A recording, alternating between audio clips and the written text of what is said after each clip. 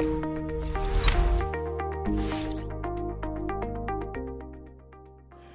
Jill Bienenstock here from my backyard in Southern Ontario.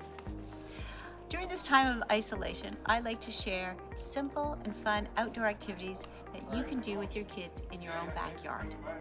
I'm a registered early childhood educator, and I usually spend my time traveling to elementary schools and childcares, supporting and training and modeling amazing outdoor activities for educators and kids. Now I'm excited to share activities from my backyard to yours. For your elementary child, it will reinforce concepts that they're doing online with their teachers. And for the younger child, it will support their physical skills, their creativity, their imagination, as well as self-regulation, which is really important. Get ready to see your child's skills grow and develop as we use the outdoors as a springboard for their learning.